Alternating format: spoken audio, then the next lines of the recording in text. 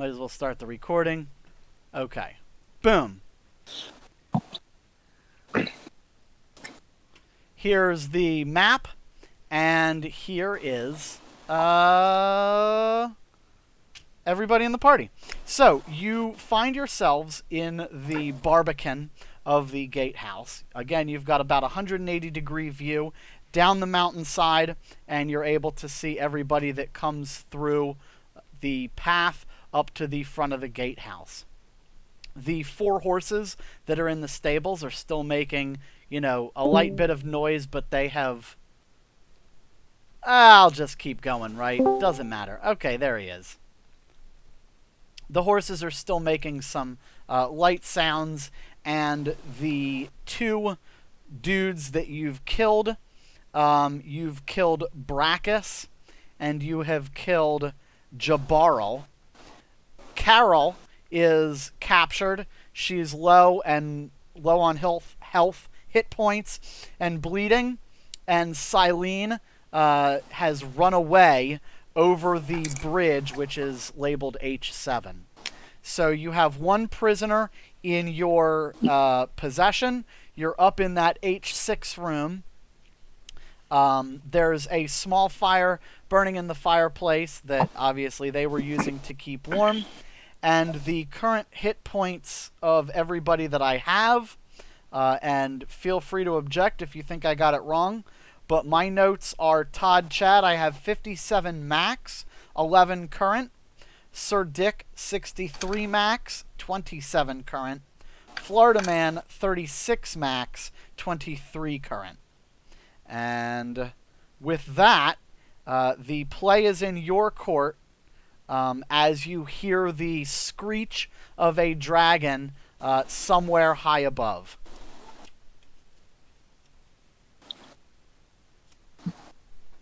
We all have health potions, don't we? You have health potions, and you may also try to take a short rest. The duration would be 1 hour, and you all have all of your hit dice, which you would then roll to regain HP during a short rest. Are we chugging potions, or are we waiting an hour?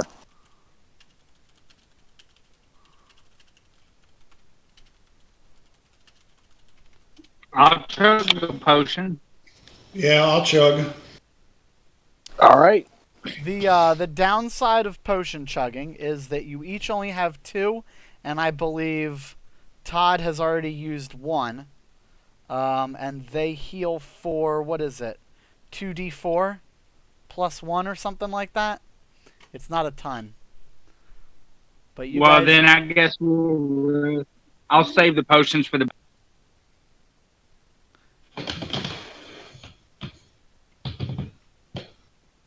Yeah, let's see. Equipment. I've got 2 potions on Jimmer. That's okay. Don't worry about it. We can absolutely take a rest.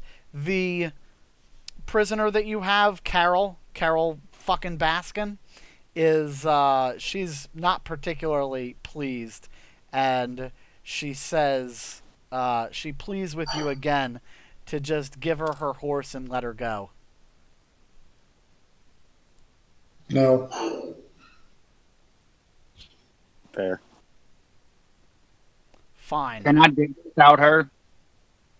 Oh, yeah, she's drunk as hell. You did do that. Is she hot? I'll say she's Carol fucking Baskin. Okay, she's not hot. She's described as... she actually has a...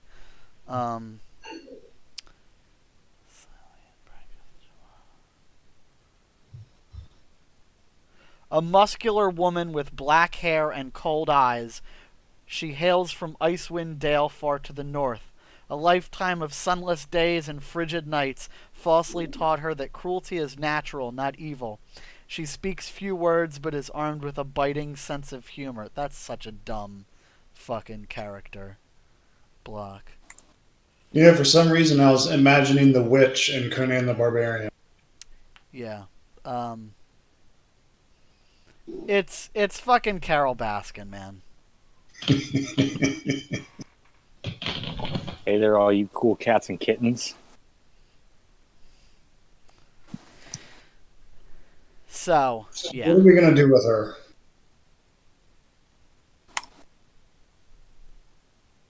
I mean, we need to get her to spill the beans, regardless of whether cut her head off or let her go.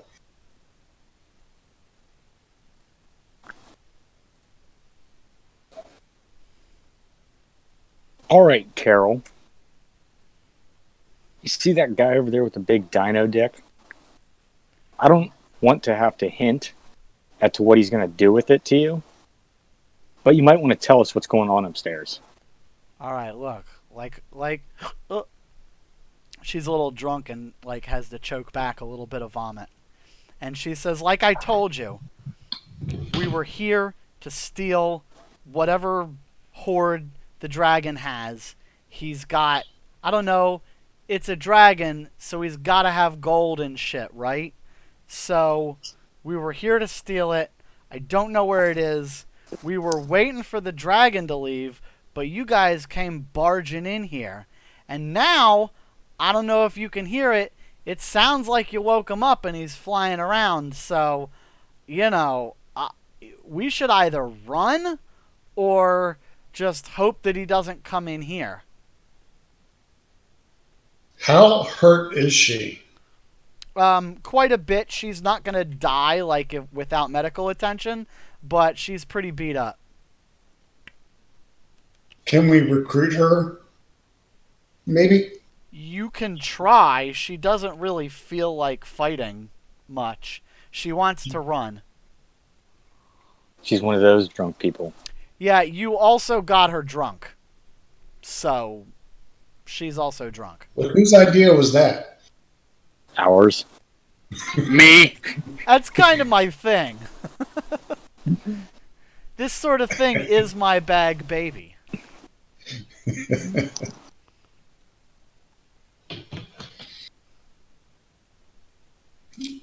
I mean, I don't know. Well, the big two things that we need to figure out are A, what are you going to do with your prisoner? And B, are you taking a short rest to regain some hit points? Let's discuss it over a short rest. How about that? Sounds good. Can I get, let's see, who's got the best passive perception? Who's got the highest wisdom score? That's probably Florida Man. Florida Man, go ahead and make a perception check for me in the chat. You're gonna add, what is it? +3. D20 +3, if you please. Can't reach the plus. Total 10. Boy, that was close.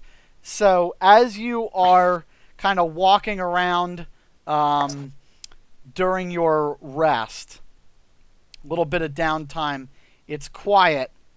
You hear some intermittent dragon screeches, and then at some point you notice a shadowy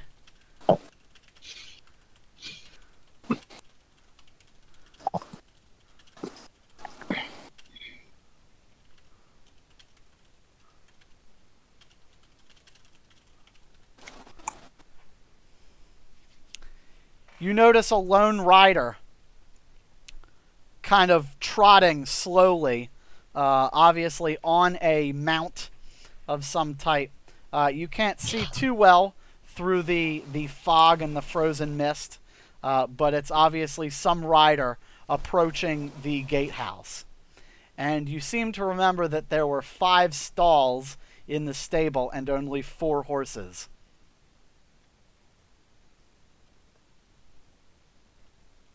Interesting. So we're getting ready to fight somebody.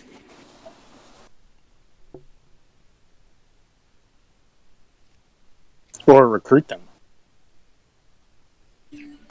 Trust me, if their horses are in the stalls there, they're part of what's going on, and we ain't going to be able to recruit them.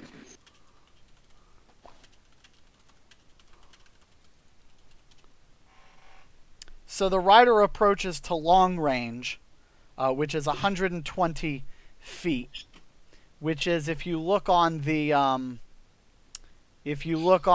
map, it's basically that outer ring. If you know what I'm talking about, like the outer path. And then he's kind of like galloping up and around. It'll probably be 2 to 3 minutes before he approaches the inner ring. So is that my hand crossbow? That is Jimmer. That is what Florida Man sees.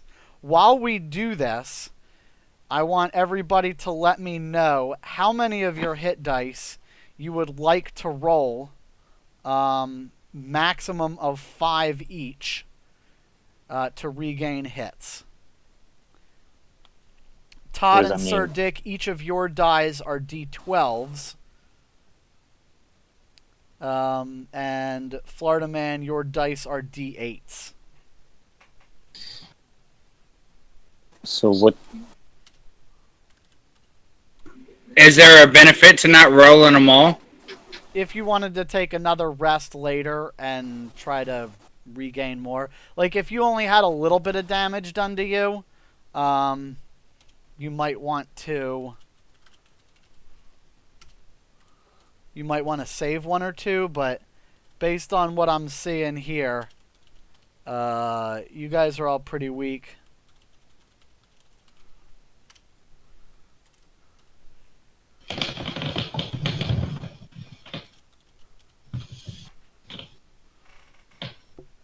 So we have 5. Yes, you have 5. But you gotta call it before you roll it. So, Sir Dick rolls 3 of his dice. Yeah, I'm only rolling 3. Sure. Okay. You go from 27 to 51. 51. I got you there. Florida Man, go for it. Whew. Max. 18. I've got 23 plus 18 is, yep, you're at max of 36. Okay? And Todd, you're probably in the most 5D. dire. You've got 11.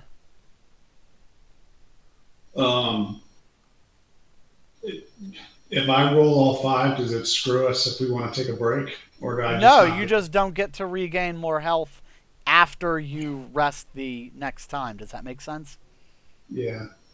I'm going to do 4 then. Can I do 4? Sure, right? Go for it. Roll 4d12. Right. 4d12? Correct. And that's it? Yep. All right.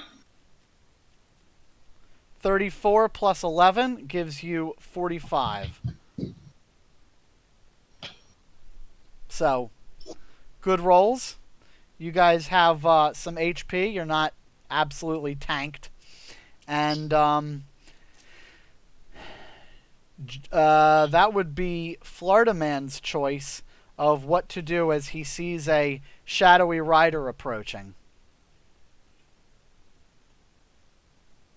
You may, of course, choose to do nothing at all. I was a pretty good skeet shooter, so I feel like I can put some lead on this guy. Shoot him, and I'll hide behind the doorway and beat him with my dick when he comes in. You can absolutely try to shoot him. Keep in mind that, again, this is long range, so you are rolling with disadvantage. At this point, I mean, you can wait for him to get closer, too. But he could shoot him again when he's closer, right? Sure. I shit you not.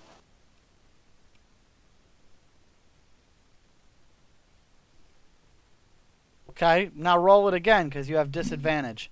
You take the lower of the 2 numbers. 13. Okay. 13, Misses. And your hand crossbow is a +2. That is a 15. And yes, that is going to miss. So the arrow thuds into the ground. Very close to, but obviously not striking the rider. So one of those that he's riding along. He hears something, but doesn't really notice, kind of thing. Oh, no, he definitely sees an arrow land in front of him.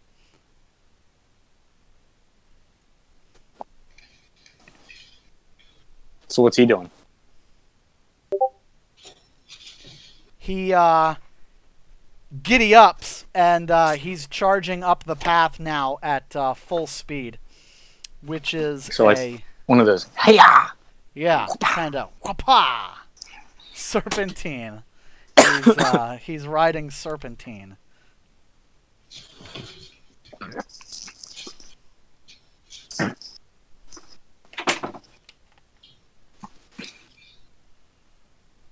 Sorry, So I'm looking up mounted speed here, so I gotta figure it out. Speed, riding horse, 60 feet, and that's a galloping speed of double that, so 120. So we are booking it. It's going to be about 2 rounds before he reaches the door. The first round takes him behind the gatehouse, so you've got 1 turn where nobody can act, or nobody can see the rider. So, what do you guys want to do? Take another shot at him. Again, he's out of your line of sight. In order to see the rider, you would have to... the best you could do is there's that firing port in the stairwell, and one of you could maybe post up there and wait and use what's called a ready action, and then when you see him, you get 1 shot.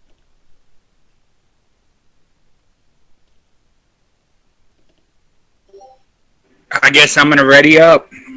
Okay, so Sir Dick, whose ranged attack is a Dick Stout Molotov, is standing by the arrow port ready to chuck this Dick Stout downhill and try to hit the rider.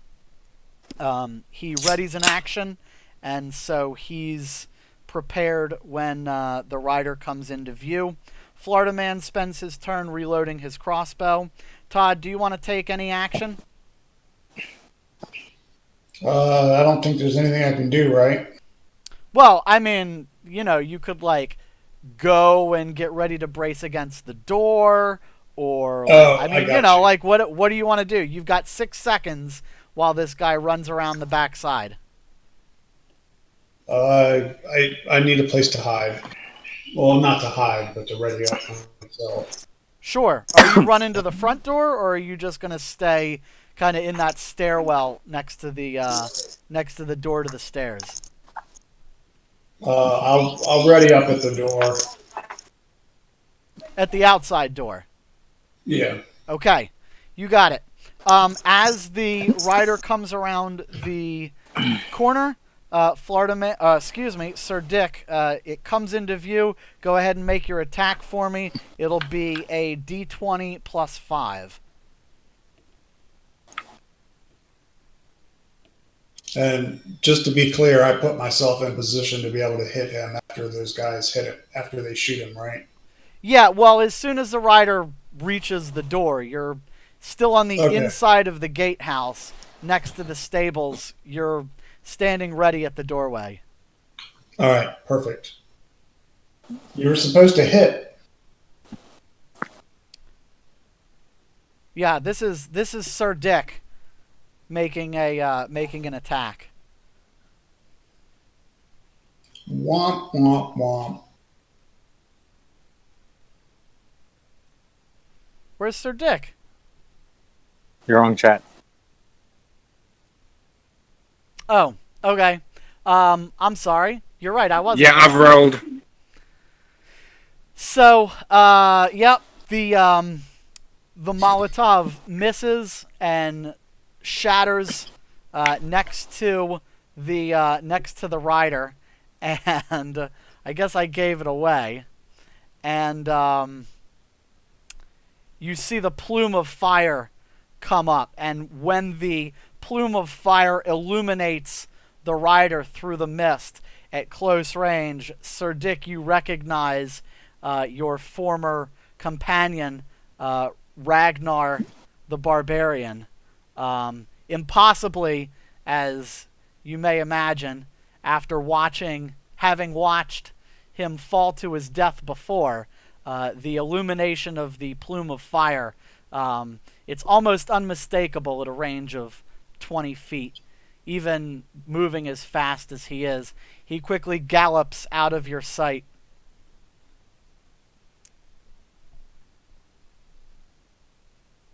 Sir Dick yells, "It's Ragnar. Holy fuck." Or something of the appropriate temper.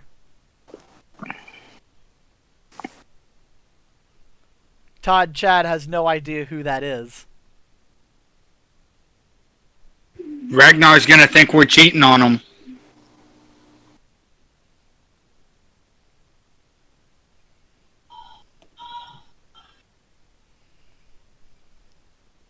From high above, about 3 seconds later, you hear a horrifying screech as the dragon has obviously noticed the plume of fire.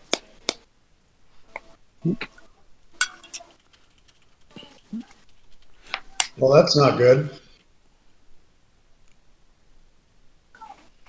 You hear the leathery beat of wings as the rider gallops to the gatehouse. Todd, would you like to change your mind and instead of attacking, open the door for him? Yes. All right. Todd throws his axes, lifts the brace off of the door, and swings it wide open as Ragnar enters now the stable area. Todd slamming the door behind, and the dragon screeching as it flies down.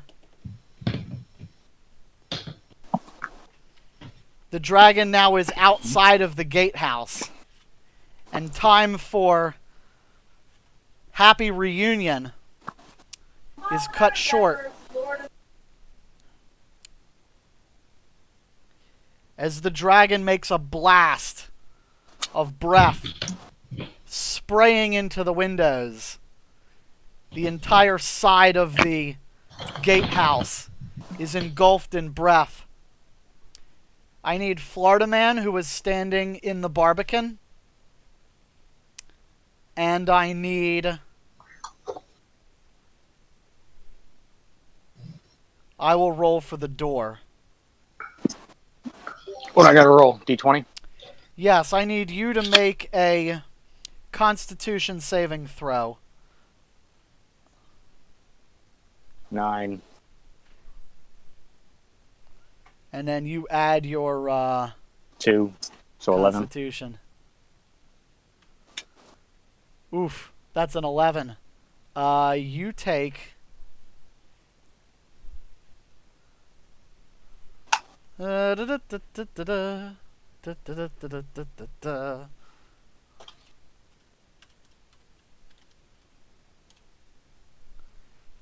is 24 cold damage as the breath weapon laces the side of your body.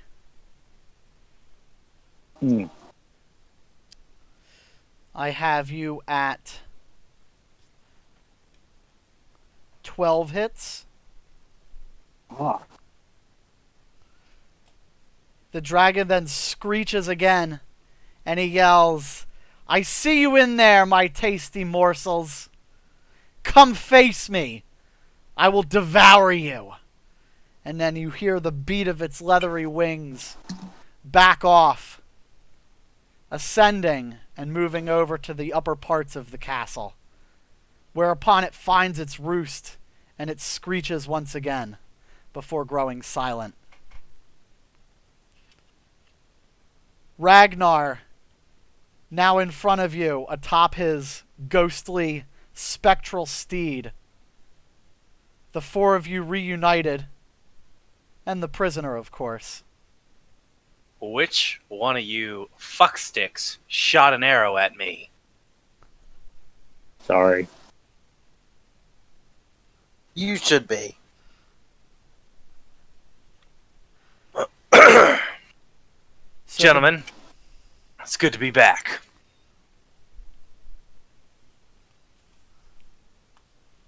So the backstory, there is some here. We can catch everybody up later if you like, but the long and short of it is that upon defeating the Storm King Moesco, the god Talos, god of storms, was happy to have been gifted the power that was squandered by Moesco. And in return for this service, he has bestowed Ragnar with the blessing of Talos, dubbing him Ragnar the Stormraker. You'll see everything in the attached text file.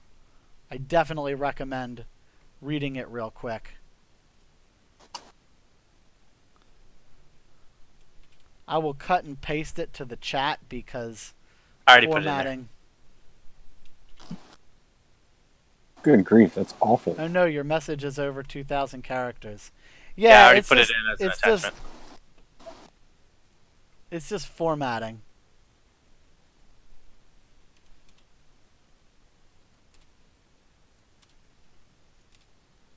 Oh, well, you guys should use Notepad++.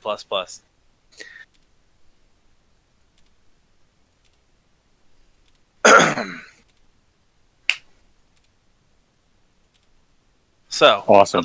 I'd love to hear what you guys have been up to, but it seems like we have a dragon problem. And I'm cold as shit.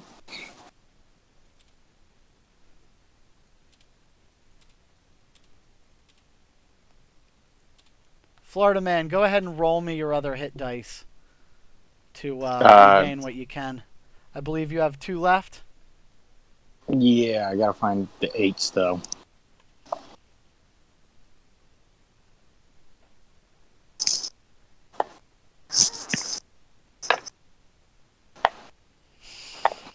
Six and a 5. 6 and a 5. That's 11. I have you at 23.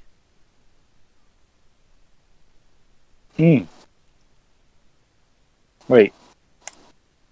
I was at max and took 14. Is my No, 24. Oh, okay. Yeah, okay. You're right. So, that is that. Your actually, your prisoner was in the Barbican, and also got laced. She is frozen solid and is now a corpsicle in the corner. The fire slowly now starting to lick the ice of her body, as it slowly melts and drips away. So no prisoner to worry about anymore. That's the thing.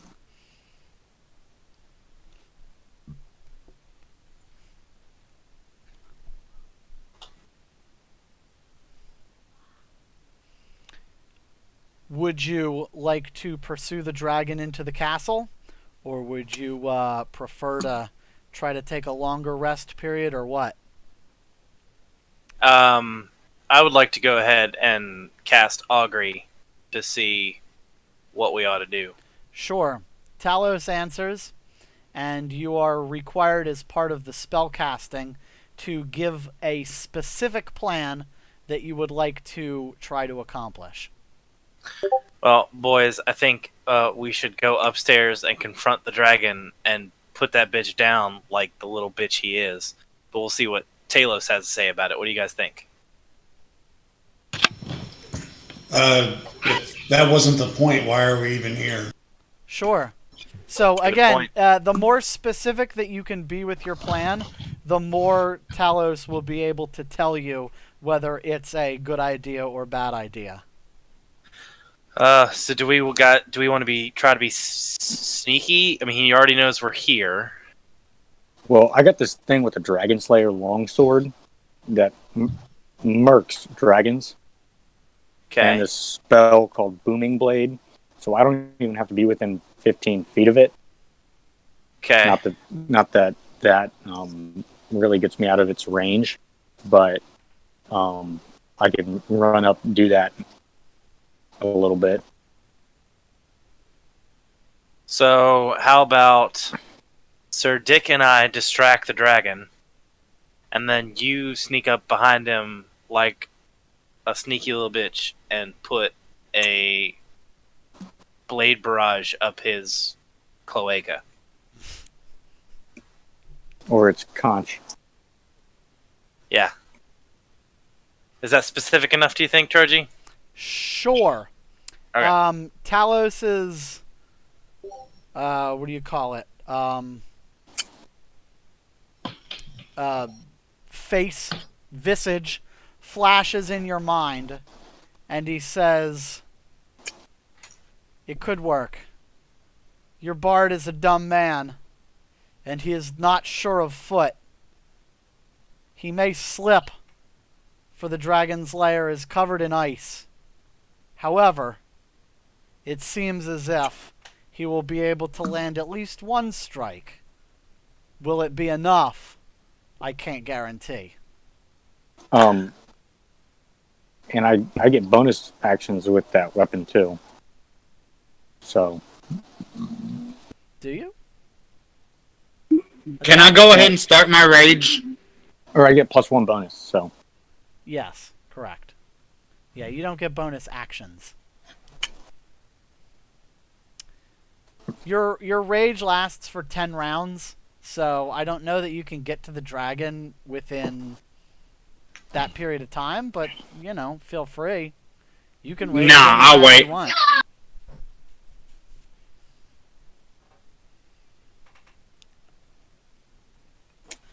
Alright, so we distract the dragon. Florida Man does his best to slay the dragon with the Dragon Slayer sword. And then we unleash hell on him as best we can. All right. What? Do you guys all agree? Do you want to run in doing the flaming bagpipes half naked and try to confuse the dragon for an extra turn? Actually, I think what I'm going to do is run in and remind the dragon who gave him that Prince Albert. And that should aggro him enough to me that he may be distracted enough that Florida Man can gank him. Because remember, I shot him in the dick with an arrow. You did indeed. So he's going to have a score to settle with me. He may be distracted enough that you guys can get in a shot or two. Would I be able to choke him with my dino dick? Well, you got to reach him. He can, of course, fly, so we will see. Yeah, but first move if we run in. Well, that's assuming we get initiative.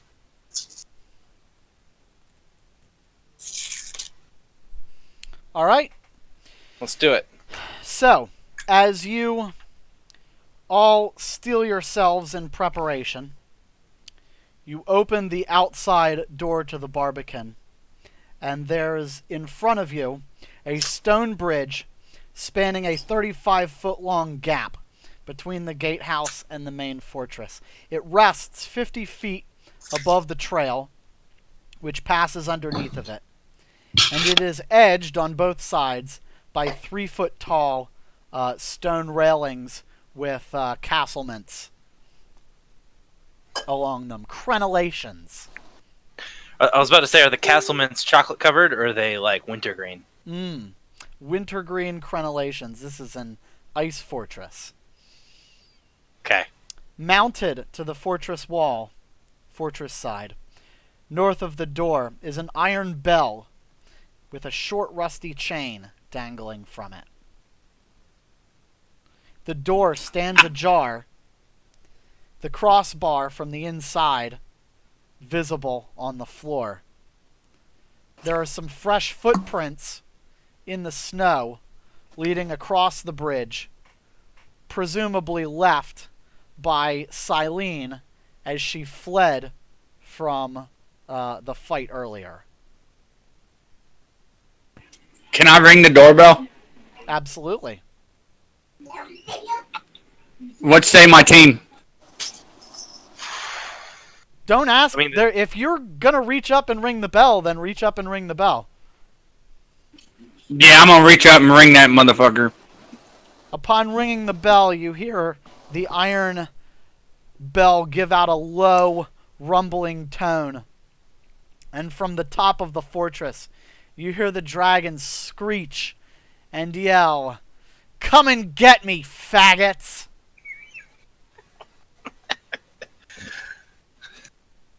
So how far away is he?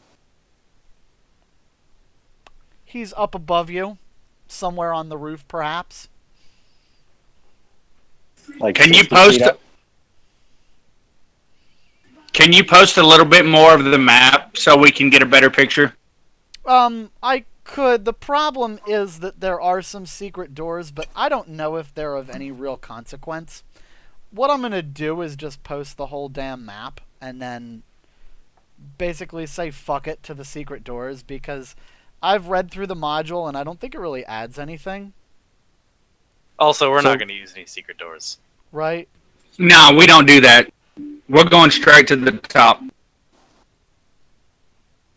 Now, would you say he's close to 60 feet of us? He's more than 60 feet. Okay.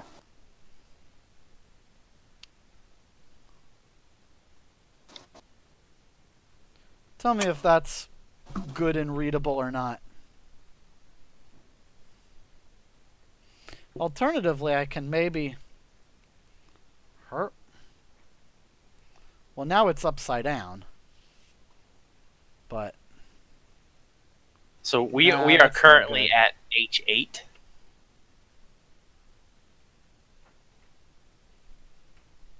Is that correct? that is correct. You are in the murder room, if you will.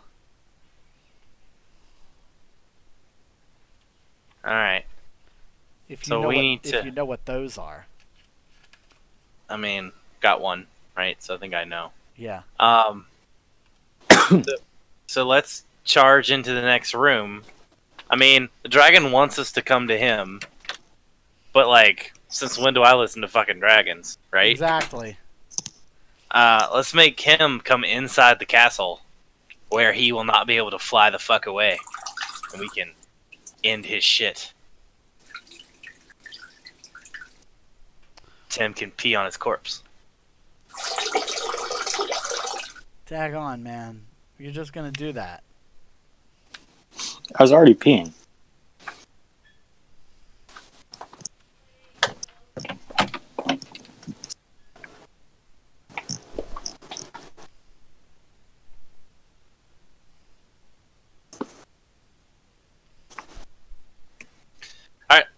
What do you guys? Let's go in towards H12. All right. So you run in, and the space of H12. I'll read the description. It is obviously like a receiving chamber for the previous residents. Again, this was a old warlord's lair. Her cavalry fighters would keep watch and control the commerce and everything along the various trails that led along the mountains. So this is their kind of receiving area. It's one of you presume to be one of the more ornate spaces in the hall. But at this time, all the tapestries and everything have been degraded and just worn. Shields, weapons, and tapestries that once festooned the walls. However, most of them have been torn down, destroyed in some way.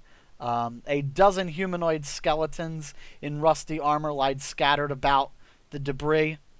And painted on the stone floor, right in the middle, is a 10-foot diameter shield-shaped crest that features a black tower being struck by a golden bolt of lightning. Florida Man the Bard recognizes this emblem as that of the warlord Amzar, the previous lord of the castle. So that's Now, what it is. There's nothing that appears to be threatening in there. Those secret doors, which will say that they're ajar, and so that you're able to see them. The west secret door reveals a 3-foot staircase. There you go. So, yeah. That secret door in the middle between H12 and H17, that's the one that goes down to the basement. And then the main door to your south is what kind of goes up into the castle. now, Ted, not to reveal much, but in your picture it says there's a crumpled up cowboy. A crumpled up cowboy. Cowboy hat. Is that in this room? A tumbleweed. The sack contains a rusty dwarven helm, 2 halves of splintered wooden shield, a tumbleweed, a crumpled up cowboy hat, and a sackcloth doll in desperate need of restitching. That was the contents of the satchel that the ogre you found frozen on the way up of the mountain had been carrying.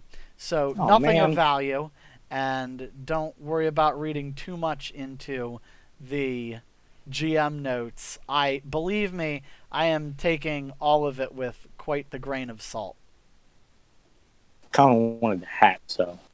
Oh, you want to? Well, in that case, we'll get you a cowboy hat as soon as we return to town, assuming you survive. Okay. Yeah. So let's head south into the hallway at H9, H16 to try to approach our dragon and see if we can make some noise. And as you enter the hallway, you see that the doorway to H16 is ajar. A jar of what? It's already open. That's a good question. As you look in, you see previous weapon racks that had been lined with perhaps spears and other mounted long pole arms, the hafts of which have all been broken. A few spearheads are scattered around and rusty. You don't see anything of particular note. But in the corner, you see Silene with a bandage trying to stem the bleeding of her upper left arm. As you enter, she kind of staggers to her feet and lifts her short sword, pointing it at you. And she says, "Leave me alone. I don't want any trouble." Begone, thought. Where should I go? Where can I... She looks around, and she goes out the opposite door that you're standing to, towards that hallway with the stairs. That's the wrong way. Is there anything in H15? H15, it says it's the pantry. There's a male humanoid clad in a rusty breastplate. He's dead. Torn sacks and other detritus lying about.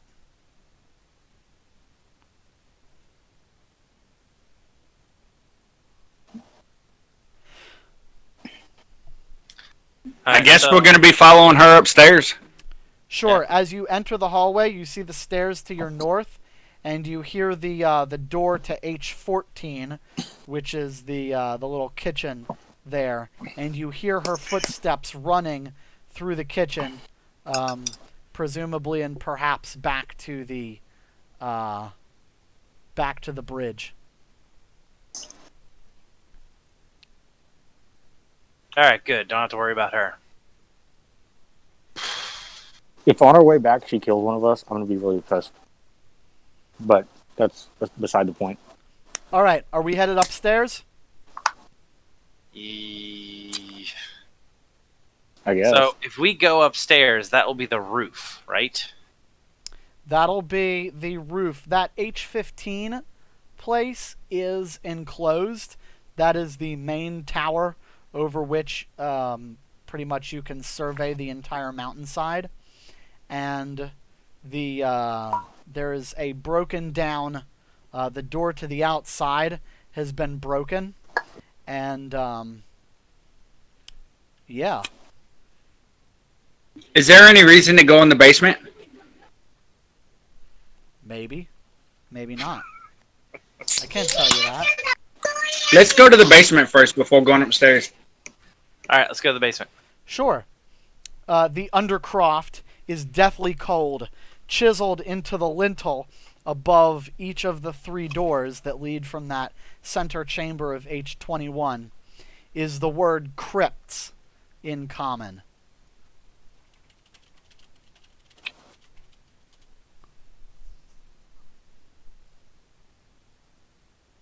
Okay. I don't think we need anything in the crypts. Or the bloods. Nice. But it looks like there's an exit. I want to go open the crypt in the middle of that bottom room that's sideways. Sure. You see a casket in the middle, and it contains what it appears to be parts of some sort of sled. There's runners and some sort of frame that might be useful for sledding or some sort of thing. It can obviously fit all 4 of you. It's large enough. You would have to be very friendly. And the door to the outside looks as if it leads right down the mountainside slope, as if it were perhaps some sort of emergency escape. Found our exit, boys. Yeah, because the castle's getting ready to fall. Yep. It's gonna fall when the dragon dies. Alright. To the roof! To the roof. Alright, you reach the roof of H15. And are we making any attempt to be somewhat stealthy? Okay, so I'm looking at the map. I'm a little confused. So H15 goes to the roof, or the stairway The next stairway leads into H15. The door to the stairway is destroyed, and then the doorway to the roof is destroyed. H15 is enclosed, but the door to the roof is a good 6-7 feet wide, and it's obvious that the dragon could fit through that door with relative ease if it wanted to. Alright, hey, Florida man, can you cast your... how far... Can we see the dragon? Do you need to see the dragon to cast your Careless Whisper? Careless Whisper. You know what I mean. Vicious Mockery. That's what it is. Emily says that she likes Careless Whisper better. Em, get your saxophone. Because guilty dragons have no rhythm. Everybody knows Guilty that. Dragons got no rhythm. That's right. So do I need to see him, or is he close enough? You do need to... The creature that you taunt must be able to hear and understand you. That is... Or need not understand you, it must be able to hear you. Alright, so I want to yell and see if the dragon can hear us. Hey, dragon, remember me. I'm the one who pierced your dick with an arrow. Okay. So as you enter H19, you look out through the arrow slits in the wall, and you see the dragon kind of in the middle of the roof, and it's standing there. It hears you, and he says, "Ah, you're the faggot shot me in the balls." Yeah, that's right. Won't you come up here and teach me a lesson? I think I just might. And as he saunters towards the doorway, it's clear that he's breathing something into his very large nostrils and is readying some sort of attack. I gotta tell ya, it's pretty much gonna fill the room, man. Yeah, we should. I noticed this and tell everybody to get the fuck out the room. Get out of H15. 19. H19. Yeah, go back down the stairs. Back down the stairs. Maybe he'll follow us. Sure. Let's go ahead and roll initiative at this point, just so that I have a good order of Okay. order of operations, if you will.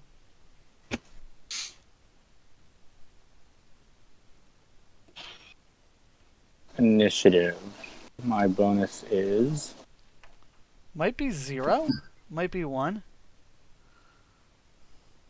0. 16. Okay. I got Florida Man at 16. What do we need to roll? I'm sorry. It's a D20, and you add your initiative bonus, which should be your dexterity bonus. Oh, In the bathroom, I think. So is that a plus? My dexterity is at 16. Okay.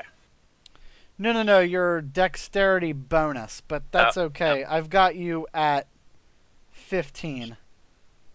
Yeah. What is my bonus? 2? yeah. Yeah. Do you I've got guys have bonuses? I've got Yeah, a plus whatever 3. your dexterity bonus is. Todd's is 2. I'll look at my Todd's tab. is 2. And minus 3, so you should have me at. So Todd rolled a 6. He's got an 8. Oh, okay. All right, and that's all of you. Let me go ahead and make a couple of notes here. And Florida Man is AC of 16. Current HP is 23. Ragnar is AC of 16. Current HP 43. Sir Dick is 15.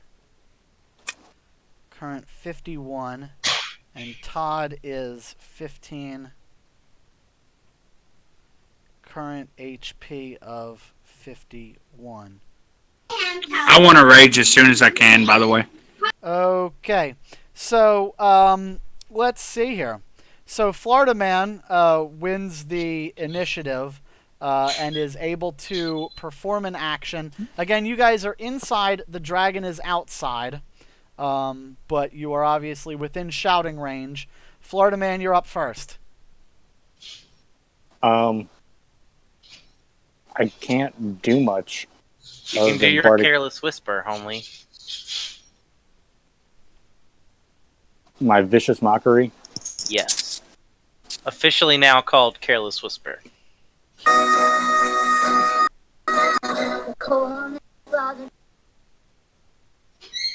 Boy, that was kind of poor. Go ahead and make your Yeah. attack roll. I believe it's a ranged attack. Is that correct? I mean, I can look it up for you if you need. 60 feet, 2d4. Right? I don't know. You tell me. Uh, You're the one that's damage. casting the spell. Attack save, wisdom 14. So I roll a d20 on that. UVW.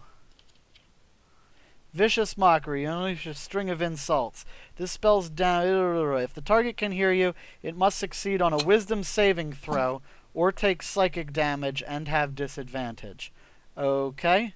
So, and this is 2d4 damage.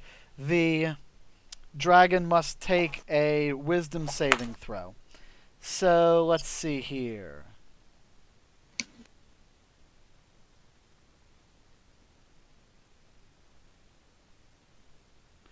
Where the fuck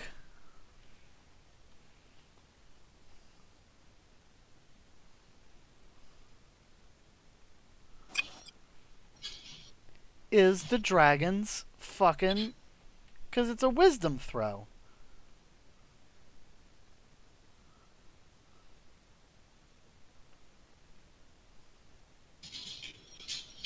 What the absolute fuck?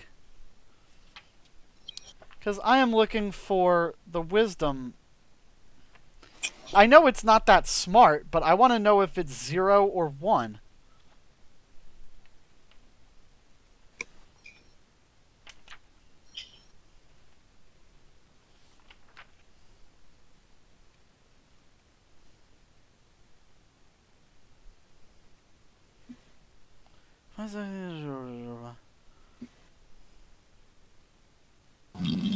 Follow the icy path that leads to and from the... Okay.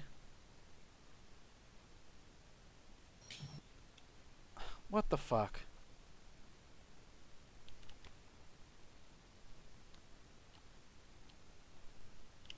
Does he have... What I'm trying to figure out is if he's got legendary resistances. I think maybe he doesn't.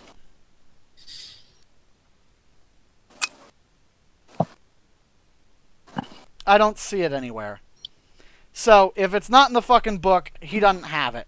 Alright, wisdom saving throw, and this is a d20 with no bonus. He's got +0. So, your DC is...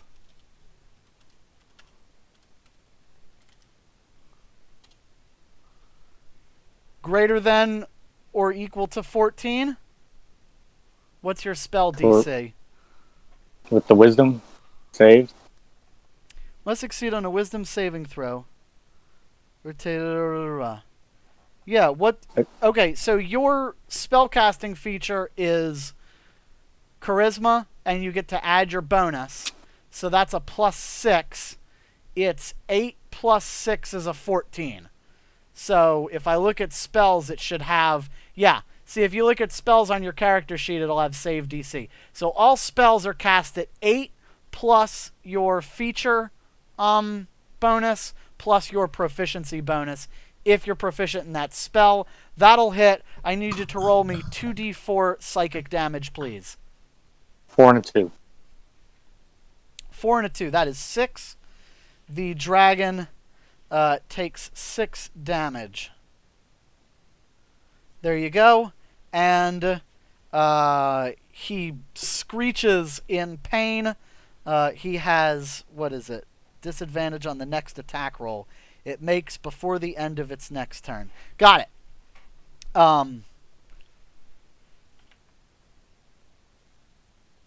Yep. So he just took 6 damage, so he's down to what, like 7 health? Yeah, right. Exactly. Do you want to use your movement at the end of your turn to run down the stairs as Ragnar has instructed you to? Yes. All right. You make it 30 feet down the stairs, which will get you to the lower floor. Ragnar, that is your turn. You're up next. Da, da, da, da.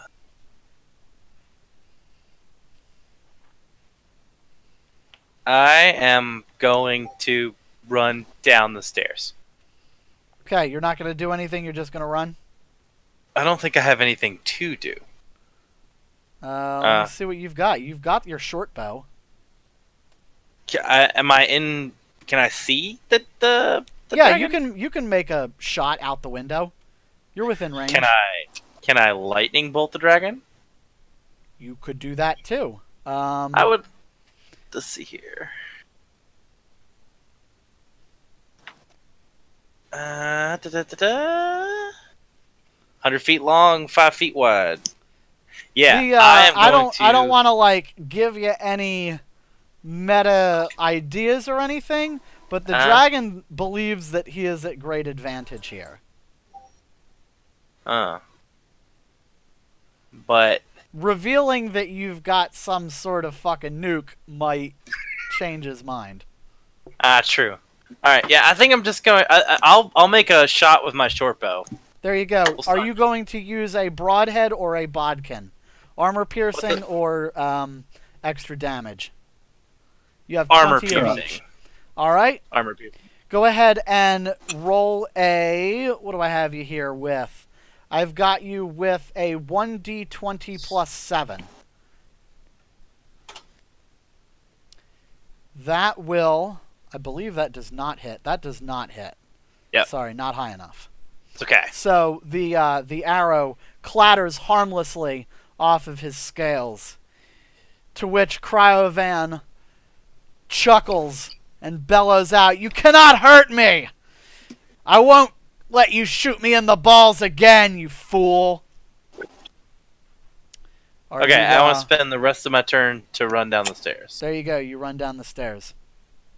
That brings up Sir Dick. Dicked out Molotov. All right, go ahead and make a ranged attack. That is, 1d20 plus 5.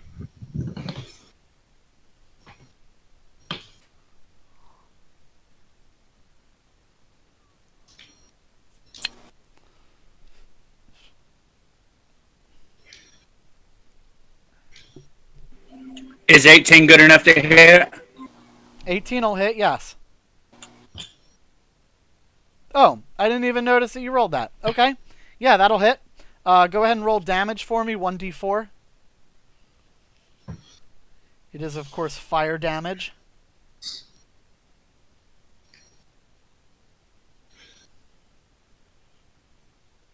Oh. All right. Plus he's on fire. Yes, he is.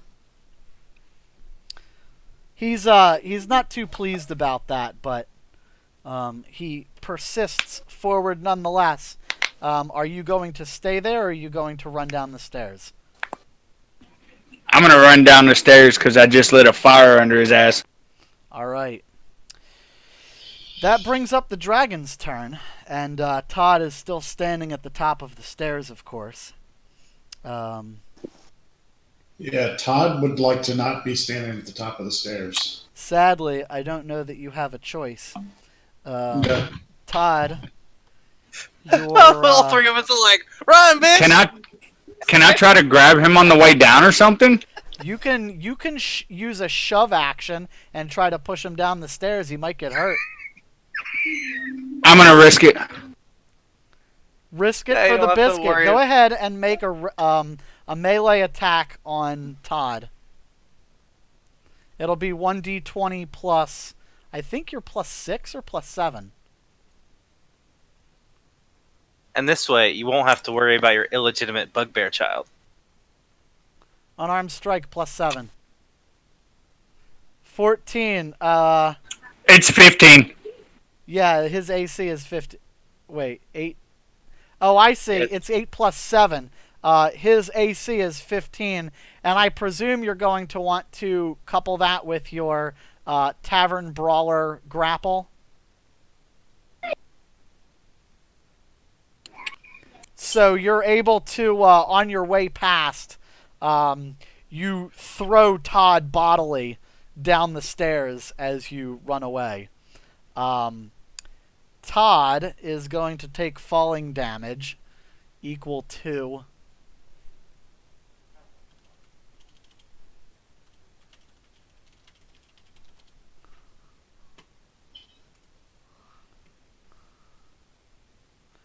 1d6 for every 10 feet. That's one floor. That's 1d6 bludgeoning damage.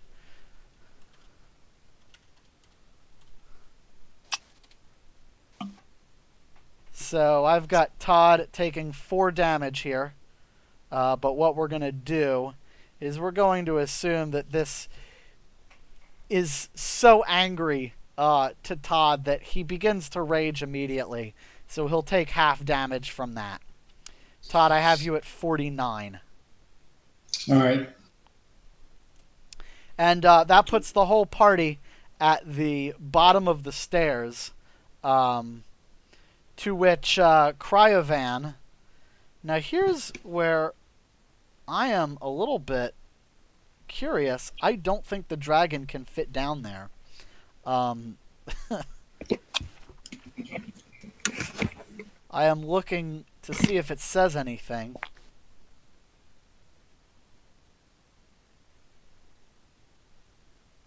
Yeah.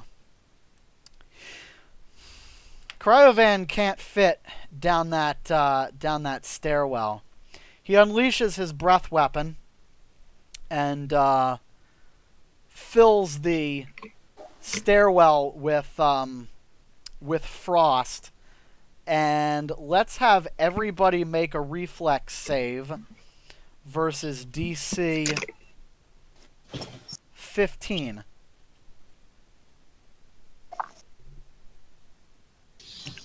What do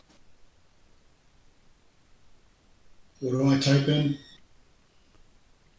It's 1d20 plus your dexterity. Plus dex is 2. Crap rolls.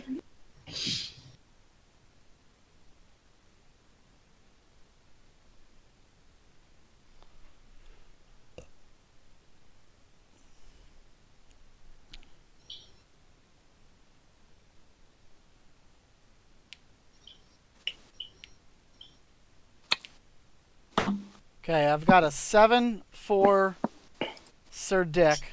I've got a 5 for Todd. Florida Man? How do you use the new bot? I don't remember. It's Exclamation point R. 1d20 plus 2. Instead of slash, it's exclamation point.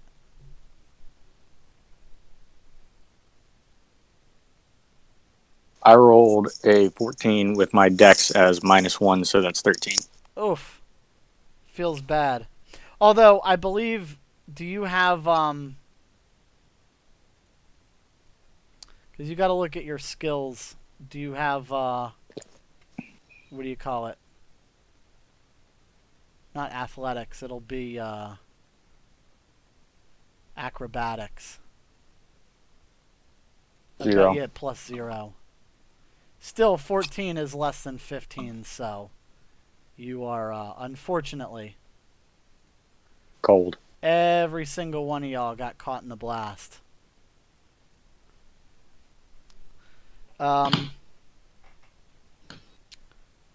Whenever Ragnar is back, we'll let him roll too.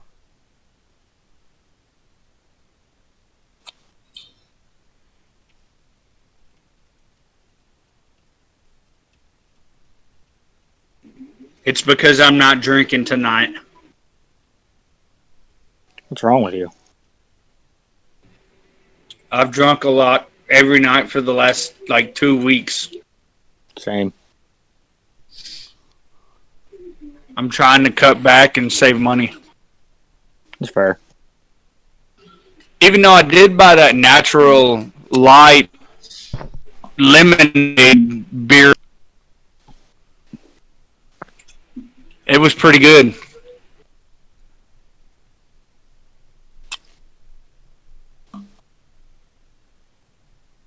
Okay.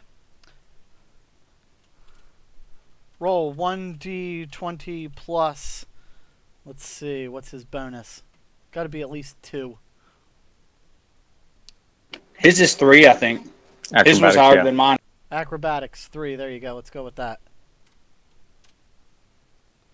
All right. So one of you avoids the breath weapon. The rest of you, unfortunately, take 23 damage. So, Florida Man, I have you at 1 HP. Sir Dick, I have you at 18. Todd, I have you at 26. Ragnar is still at 43. Todd, that is your turn. And keep in mind that you have to use at least half your movement speed to stand up, as you are currently prone at the bottom of the stairs. The dragon is 10 feet above you, with its head kind of poking through the top of the staircase. We should have left him at the top of the stairs and we wouldn't have took damage.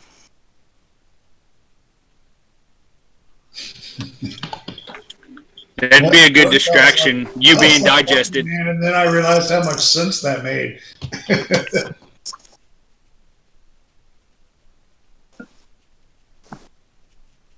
Keep in mind that with your long arms, you do have a 10-foot reach.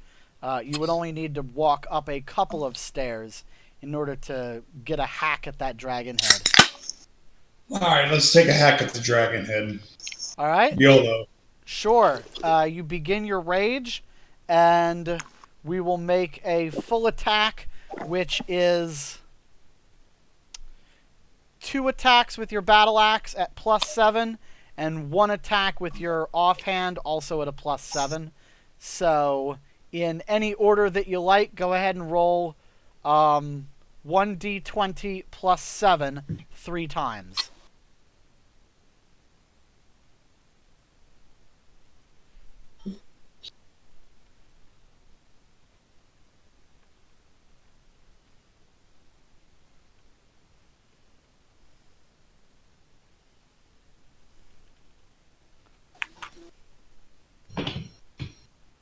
That's an 18 +7, 25. That first attack will hit.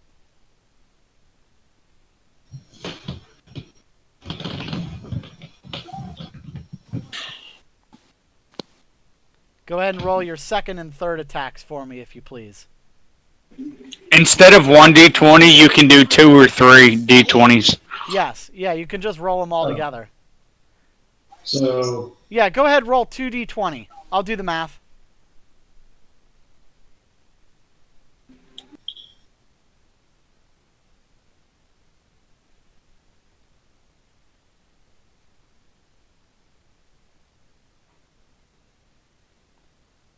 oh shit. God damn it. Yeah. Just 2d20. Yeah, don't put the 7s, just 2d20. It's fine. We'll fix this whenever y'all get your fucking dice. Alright, so that 6 is going to miss, but the 19 hits. So your total of damage with your first and last attack, let me do a little bit of math here. That's 2d8 plus 4 plus 2 plus 2. I think I got 2d8 plus 8. Correct. 2d8 plus 8.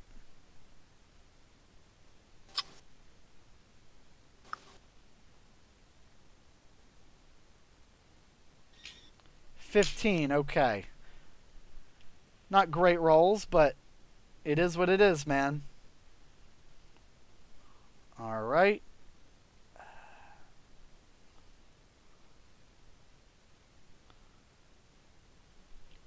And the dragon takes fire damage. Sir Dick, why don't you roll that for me? 1d4.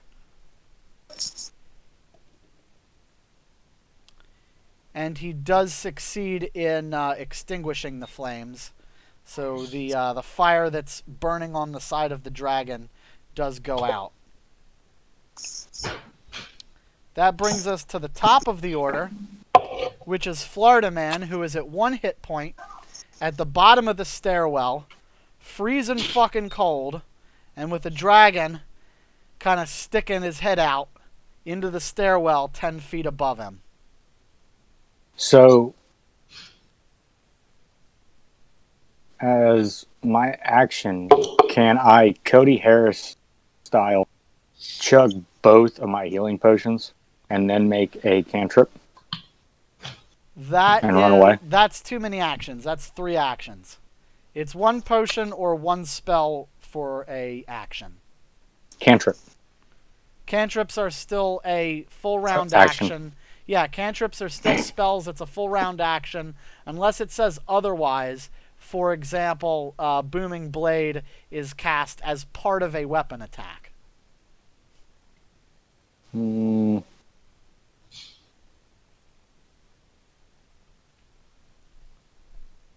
Can I do a healing word on myself? Sure. Let's go ahead and do that at level 2. Level 2, okay. I'll let 2d4 plus 3. Go for it. I got 5 plus 3 is 8, and I'd like to back away to... Sure, you're around the I guess- corner and in safe, like, relative safety, but you're not so far away that you can't just run up the stairs with a full round movement. Make sense? I just mean like H17 around the corner so his cold shit can't get to me kind of thing. You got it. Done. I have you at 9 HP.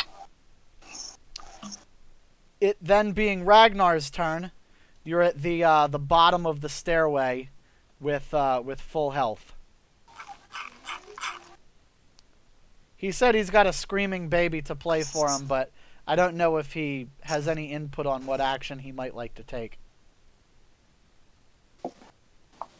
Or if he can hear me at all.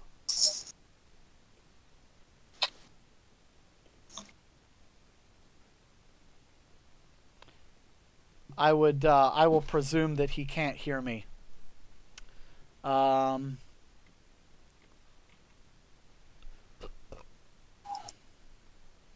Let's see what he does.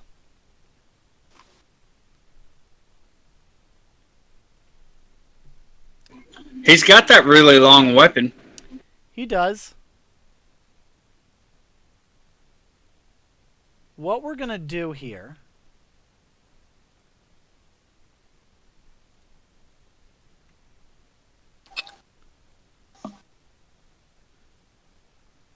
I think Ragnar's really feeling his oats here. And is going to try to do the plan that he said he was going to try to do and distract the dragon. He runs up the stairs into H19 and makes a barbarian raged rush attack to try to get past the dragon.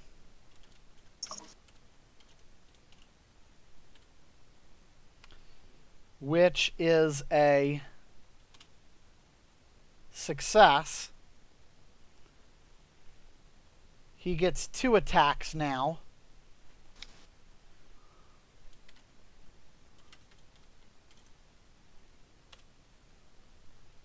That is a 10 and an 11, but he gets +7 on both of them.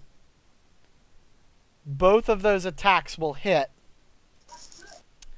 He does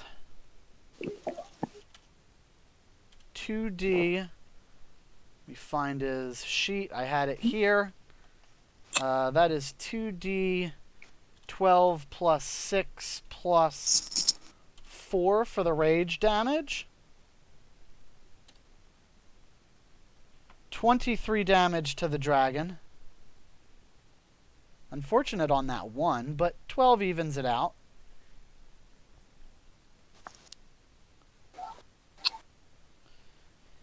The dragon is none too happy about this, and as Ragnar runs through the room past the dragon, scraping it with weapon attacks along the way, the dragon reaches out and makes a claw attack against him. He only gets 1 on one side. That is a +7. D20 plus 7.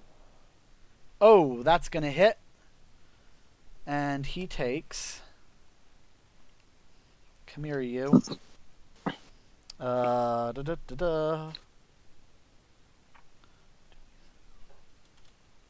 2d6 plus 4. Yeah.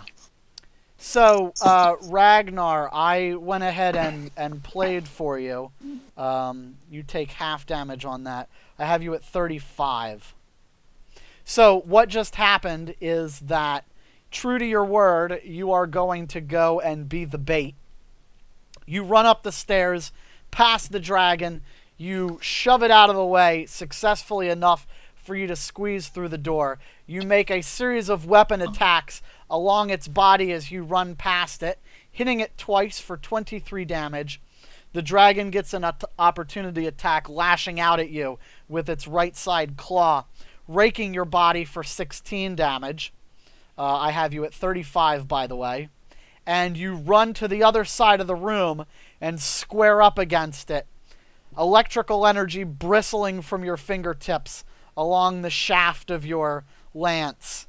And you holler at the dragon, "Come and get me, you faggot. It's me you want."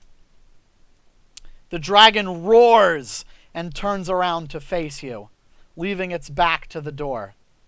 Sir Dick, your turn is up. Can you guys hear me? I'm raging, right? You are. Yes, we can hear you, Rex. So I'm gonna run up the stairs, 2 hands on my dragon dick, and since the dragon's turned around, you know where I'm putting it. There you go. Go ahead. Make a, I believe you get 2 attacks with it. You might as well roll both of your d20s.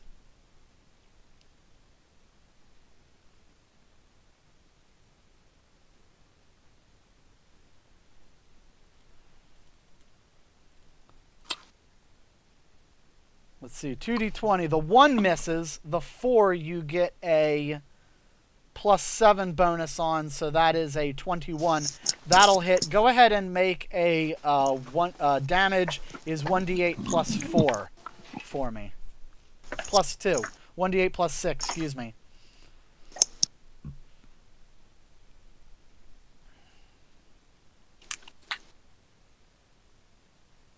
There you go. Okay. 12. I've still got my grapple, right? That is correct. You can try to basically jump on the dragon. It's 2 sizes larger than you, so you're not going to be able to like control it, but like you can jump on it and hang on if you really feel like that's a good idea.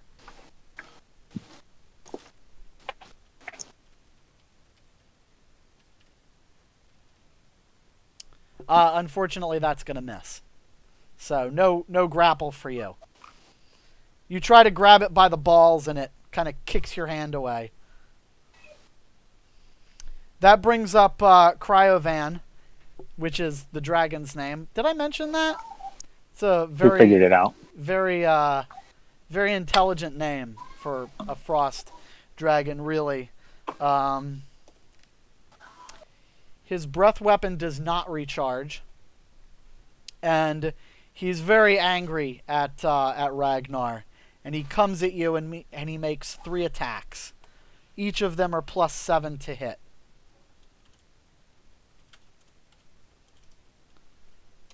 Is he coming towards me or Ragnar?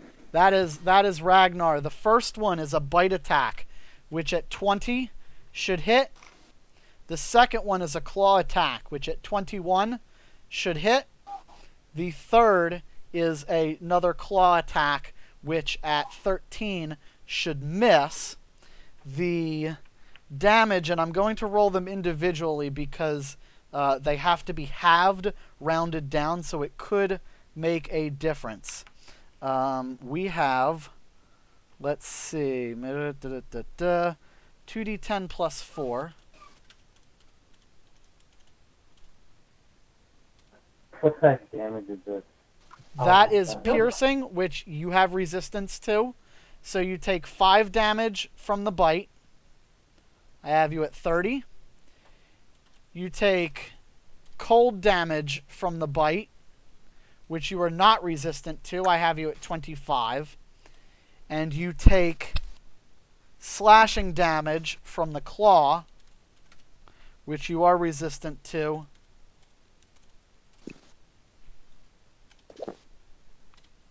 So that also is halved. That's 6 more. I have you at 19. That takes his turn, and after attacking you, so during his movement in, your polearm mastery affords you a attack of opportunity as he crosses through your reach range. So if Rex is with us, he can make a attack roll 1d20 plus 7 against the dragon if he wants a reaction. And if I'm raging, I should have my storm aura. You have that too. Thank you. I will go ahead and roll a 1d6, and I will retroactively add that. Well, it adds up nevertheless. 1d20 plus what? 7? 1d20 plus 7 for your weapon attack.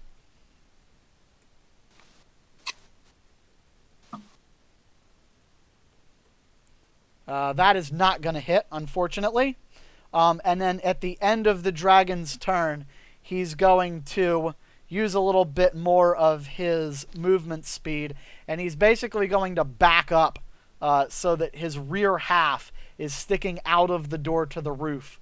Both of his claws and his head are inside and can attack anybody that comes near him, but he also has kind of a little bit of separation and the opportunity to flee. That brings up Todd's turn, who is like midway up the staircase. Can I chug a health potion and then run in? Absolutely. The health potion is... Goodness, what are these things? Is it D4, right? I think it's like 2d4 or something. I swear that's what you said earlier, but I could be wrong. Let me look. I gotta look it up. Potion of healing. 2d4 plus 2.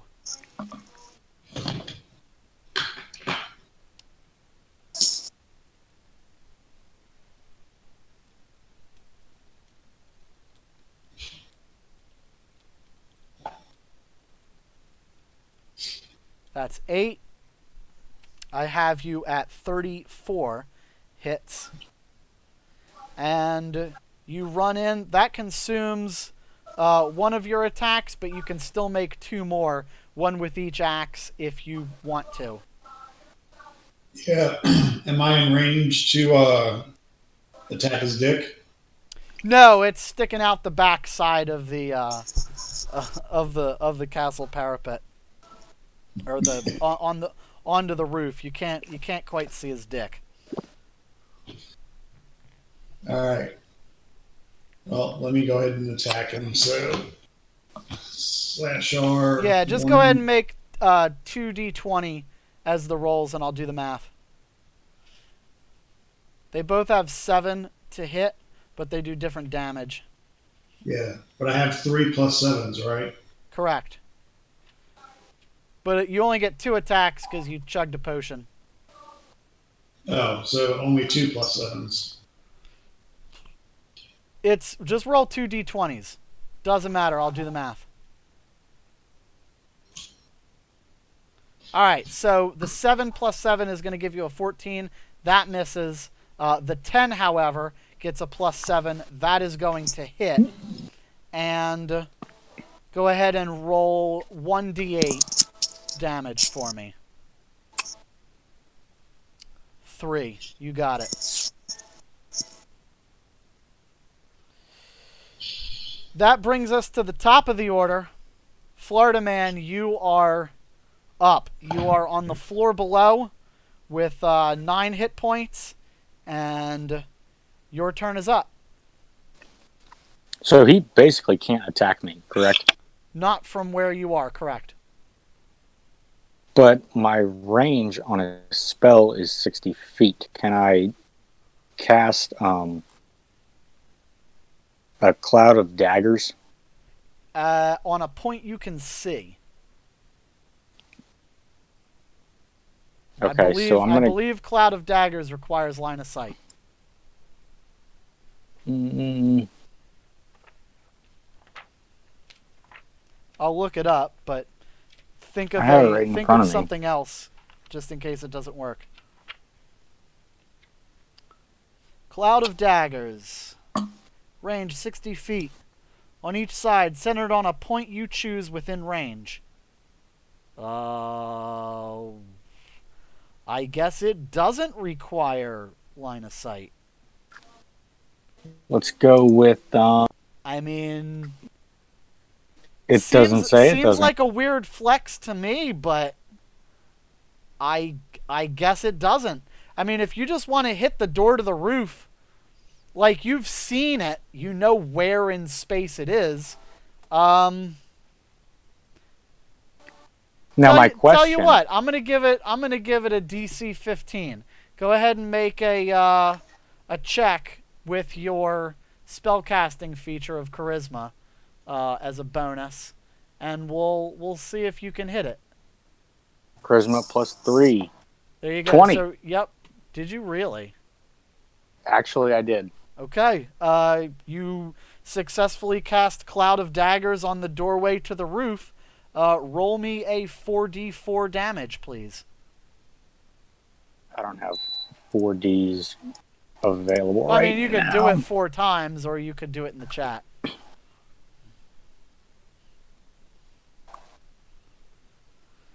Two, 3, 1, 1, total of 7. Okay.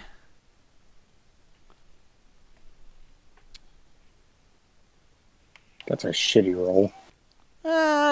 It's kind of miraculous you got it off at all. Do you want to use any of your movement? I'm going to stay down there because I'm only at 9. Sure. So, Done. I figured you'd want to get that Dragon Slayer in the party, but we'll see. That's Florida Man's turn. Ragnar, you're up next, if you can hear us. I can't hear you. Let me think. So I am in close distance to the dragon, correct? We'll say 15 feet of separation. You're kind of on opposite sides of the large room at the top of the stairs. Attack him with my pole arm. Sure. So from a range of 10 feet, that does not provoke any... his bite attack reaches 10 feet. Okay. So you're able to make... that's a hint. Yeah, you're able to make a full attack. Do you want me to roll for you? I guess I better roll for you, right? I got it. I can roll one. Okay. These are both 1d20 plus 7.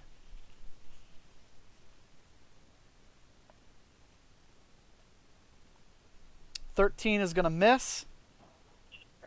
I should get a second one at level 5. Yes, you get a second attack.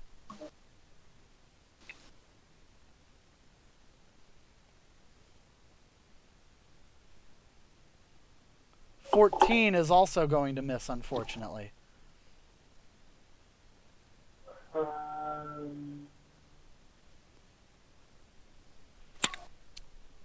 I crouch to make myself less target for his stuff? His back? And now you can crouch, but it isn't going to do anything to an area of effect breath weapon.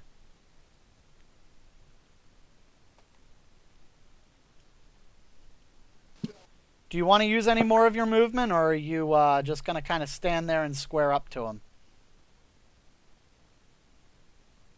I'm hoping I've got enough HP to tank it.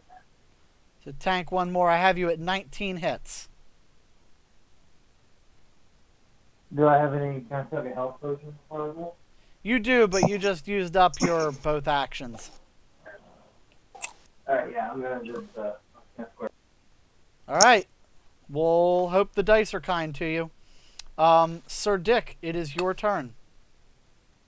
You are at the bottom of the stairs, I believe. No, you're at the top of the stairs, and you had just dicked down the dragon from behind. The dragon is now in the doorway to the rooftop.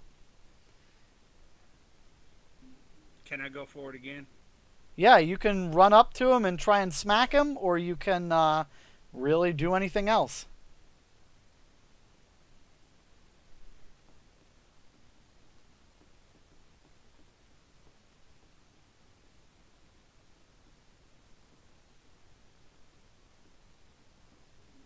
I did 2 attack rolls.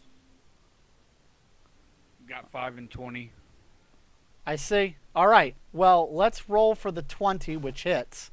That will do double dice on the damage. Double D. That is 1d8 plus 14.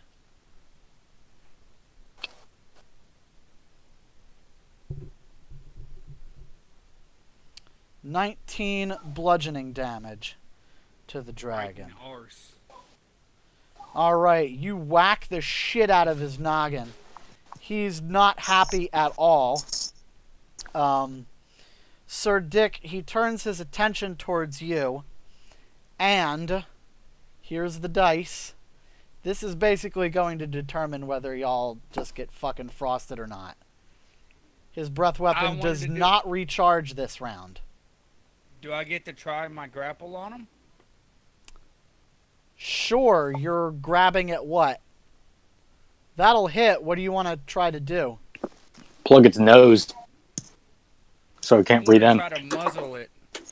Oh, like dick in the mouth and like on its neck? Yeah.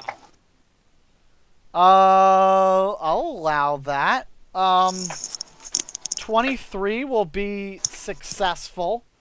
On its turn, however, it is none too happy about this. It's going to take 2 claw attacks, one from either side of you. Let's see here. Roll 2d20. These are both at +7. Ooh, bad luck, kid. Those are both going to hit. Yeah, you might be in trouble here, bud. Hey, I got a question. When you did my damage earlier, did you half it because of my rage, or does that not get halved? Frost damage does not get halved. Only damage from common sources. So frost breath is one of those things that, unfortunately, barbarians are not resistant to. But his scratch attacks, I am, right? This will come at half damage, but it's gonna be quite a bit. Let me figure this out. Claw attack. 2d6 plus 4 plus... Alright, let's see if this will work.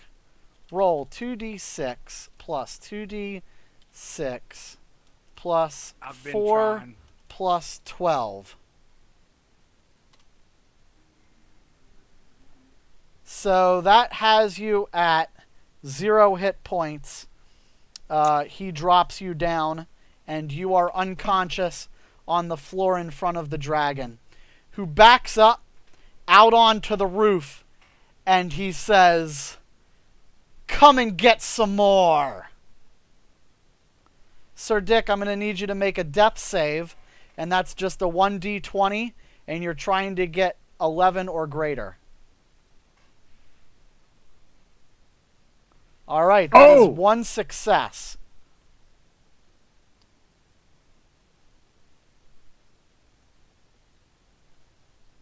Good. Okay. You've got 1 success. That's the dragon's turn, who is backed up onto the roof now. And that brings up Todd. Your turn. You're ready to go. Keep in mind that the cloud of daggers... Wait a minute, let me check that out again. Or starts its turn here. So actually, we should roll another set of 44 of damage to the dragon. So, Florida Man, please roll that for me. 11, you got it. So, it backs up. There's now a doorway with a unconscious Sir Dick in front of you, and a cloud of daggers in the doorway. You may dismiss it at will. So if anybody yells down to Florida Man, like, turn the knives off or something, he can do that even if it's not his turn. Okay, well, we want him to do that. Turn the knives off. Yeah, turn the knives up. Please. Off, right? Off. Whatever. Off. All right. Florida Man dispels the cloud of daggers. And I think from here, the only thing I can really do is hack at him a couple of times. You can absolutely run in and try your luck. Let's do that. All right, so that's 3 attacks. Each of them come at +7.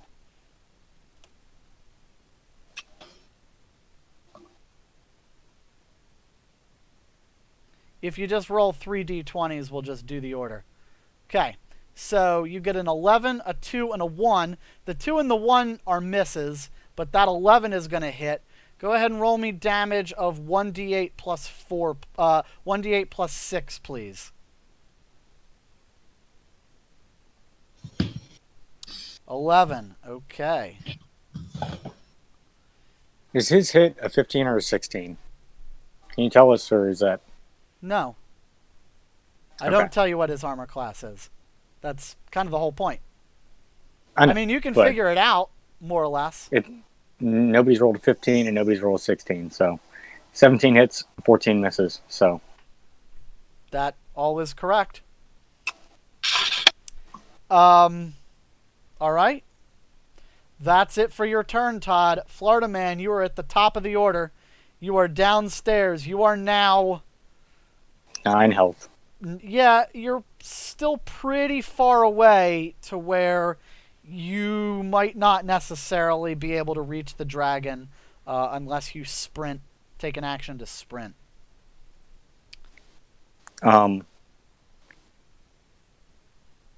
So it's me, You're Ragnar, downstairs. then... Ragnar is but- upstairs in the room. Sir Dick is upstairs unconscious in the doorway. The dragon is outside on the roof with Todd. So I would like to cast a healing spell on myself, make a move up the stairs, and toss my Dragon Slayer sword to Ragnar. Is that a allowed move? I can let you toss a sword as a like you can drop a weapon as a bonus action and pick up a weapon. Yeah, that's no problem. Because that Dragon Slayer sword has magical powers against dragons, yada yada yada. I feel like if we agree to do kind of something like we did last time where we tossed the sword back and forth, that sword will do significant damage to a dragon more than our ranged weapons would. Is that agreeable to everybody? And is that allowed, Ted? Yeah, I mean, you're going to have to, if it's contested, right, if the dragon has the ability to just swat it away, he might knock it off the roof of the castle. We'll see. But you can run up the stairs and drop it at Ragnar's feet uncontested. Is that Ragnar? Yeah, do that, because I'm up next. So I'm going to cast my level 2 healing word on myself, 2d4 plus Sir Dick, 3. note that he's not using it to heal you up. Oh, him. Because he's dead. All right, there we go. Go ahead and roll your healing for me on Sir Dick. I got a 4 and a 2, total 6, plus 3 is 9. 9. Sir Dick, I have you at 9 HP and stable. Yeet. He comes to, he's groggy as fuck, and he's still got blood leaking out from his back, and the dragon puts scratches all down his back and gets him right on. Or whatever that I've fucking... had 6 that was worse than that. Yeah, right? The Dragon Slayer sword clatters to the ground in front of Ragnar. Ragnar, your turn is up, and You're looking at an engaged dragon out on the roof. There's a sword at your feet, and your hands are crackling with magical energy. Going to equip the Dragon Slayer sword. You got it? And how far away is the dragon from me? 20, 30 feet-ish. So I can close the distance and still make an attack? Absolutely. Alright, let's do that. Alright, he goes for the Dragon Slayer sword. You get 2 attacks with it if you want to make a full round. And these will be at... Here's the thing, because that's a +1 weapon. Let me... You can put the damage rolls made with this magic weapon. Okay, 3d6 extra damage. Okay. Your... I just want to make sure we get the bonuses right so that we're not fucking around here. And that is a strength attack plus the proficiency plus the +1. You're making this at a +7.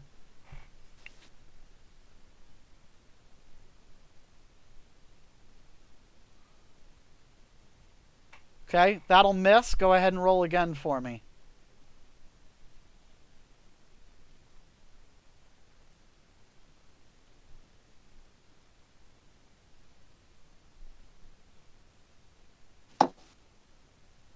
That'll hit. Go ahead and roll damage, and that will be 1d10 plus 3d6 plus 4.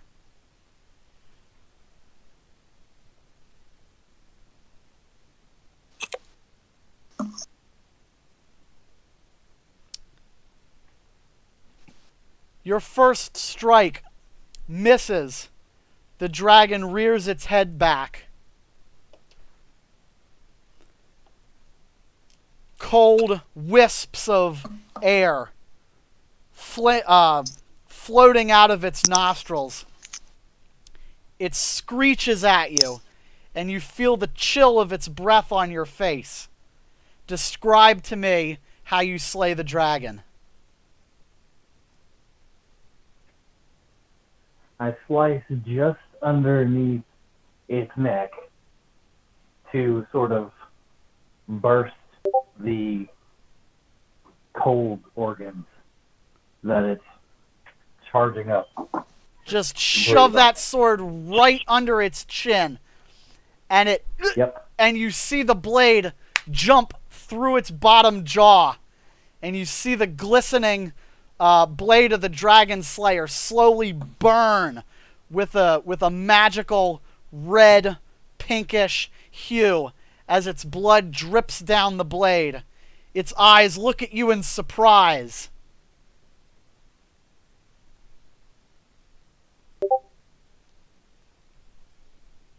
Are you gonna try and just lever that fucking bitch in there, or are you got anything witty you need to say?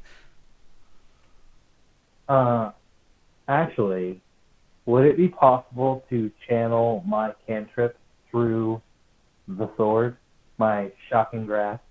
Absolutely. As a metallic object, it is a very good conductor. Alright, sweet. We're going to go over that. Alright, so that is, it's made with advantage. So that's a, goodness, I had that up here. Yeah, it's a touch attack, so +6. But it's made with advantage, so you get 2 d20s to get the hit.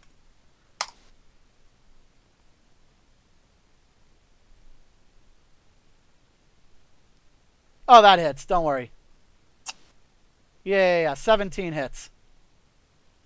So then I say, the cold never bothered me anyway, and give one final electrified shove up into it.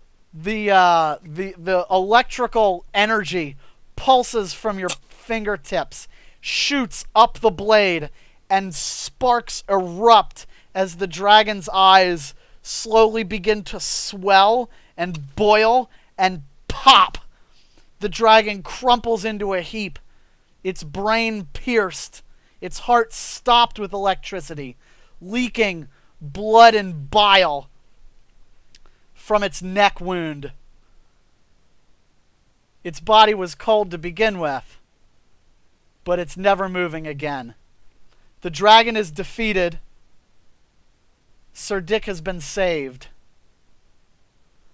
As Sir Dick stumbles out onto the rooftop, the swirling winds and the cold pelts the party. And Sir Dick just says, presumably, who needs a drink or something like that? What do you think? It won't upload the GIF I'm trying to do, but yes, it was that. There you go.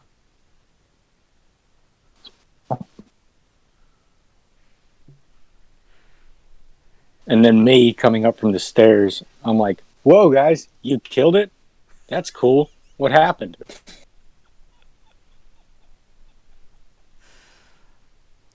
All right, so the dragon defeated. Somebody make a passive perception check for me. You got the best perception. Doesn't matter, just anybody roll a 20. I got it.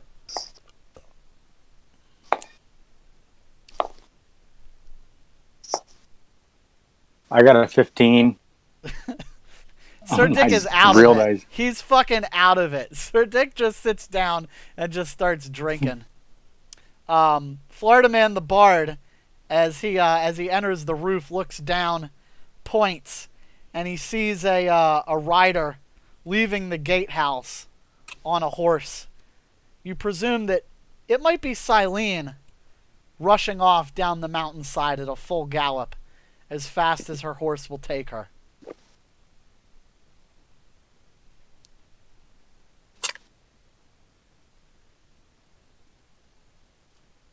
But it also might not. I mean, who else is going to ride out of the fortress? Well, you I can don't search know, all the there are rooms. lots of Alpha guys. Chris. Sure, so you move around the castle, and I'm just going to total up everything that you have. I'm sitting on the rooftop drinking. I ain't going nowhere for a little bit. You got it. So in H19, that was the previous Orc War Chief's lair.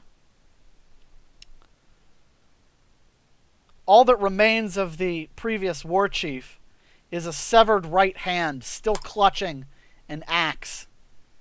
It has a elegant-looking ring on it. The ring. Swipe it. Yep. There are 2 such rings worth 25 gold each.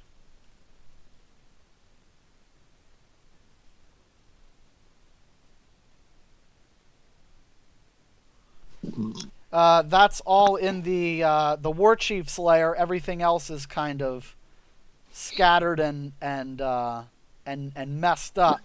However, the dragon did have the beginnings of a hoard. You notice some coinage, 450 coppers, 182 silvers, and 100 gold.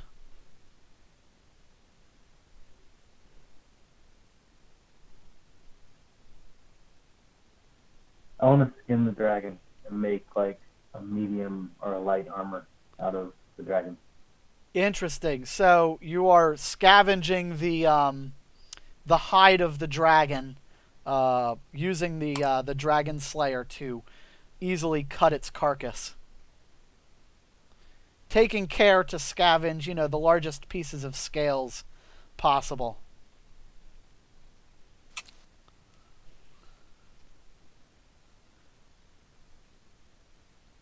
Get a dragon skin. I'm looking at the rest of the treasure table. That is it.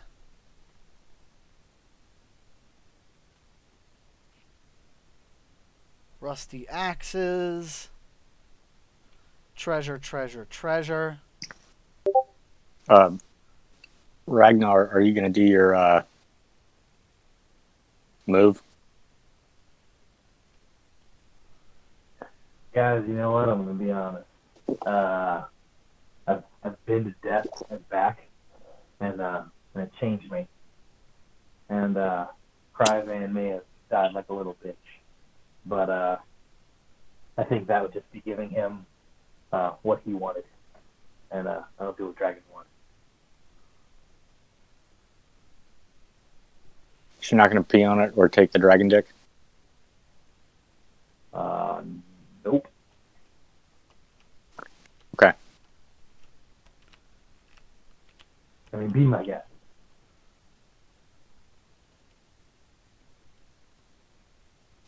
I'd like to pee on the dragon. I don't know about you. There you go. Sir Dick pees on the dragon. That was me. Oh, Jimmer. Florida man. Sir Dick stays there drinking. Todd's just kind of drinking. hanging out. You pee on the dragon by yourself, the warm urine sizzling against the now stripped flesh of the dragon as Ragnar folds up a few pieces of hide and able to scavenge it for possible future use. As you poke around the castle, you note that it's in pretty good repair. It might serve with perhaps some upkeep as a possible future base of adventures or a strong point that might be defensible in the future. But what we're going to do now is we're going to set up the next adventure. And the obvious question, of course, is why Ragnar is here in the first place, and why he came to get you, and how he knew you were here. Of course, of course. Do I have a use for the dragon penis? Can I take it with me? It's not particularly useful, but you might find somebody willing to buy it or trade for it. I just want to put it on my belt. Or use the Prince Albert and attach it to my dino dick. Interesting. Kind of like the Predator, but with penises. So, Rule of cool. yep, there you go. Rex, if you don't mind, I'll go ahead and do the setup for the new adventure. And we can just do it real quick, and I'll try to read through as much as I can. In fact, I might have it all written down. Yeah, go ahead. The giant thing, right? Yes. Spoiler alert. Hey, I am the spoiler. I was sent back from the dead to tell you guys about this. Yeah, I figured. Let's see if I can post this.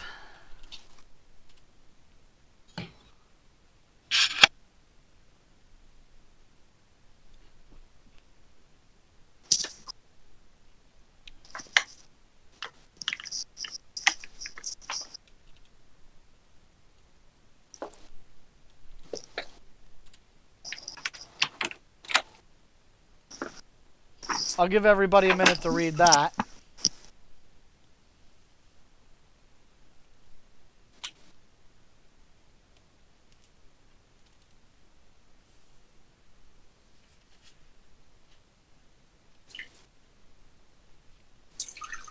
So it may behoove us to fortify this ancient fortress in order to perhaps support the town of Tribor.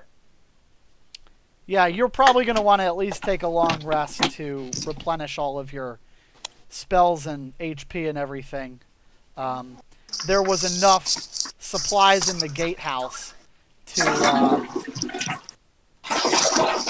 Goodness. There were enough supplies in the gatehouse to get you through a couple of nights.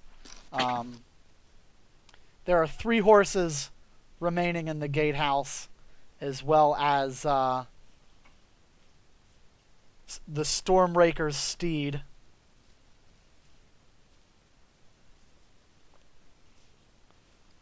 Enough wood to get you through the night. And the dawn comes the next day without incident.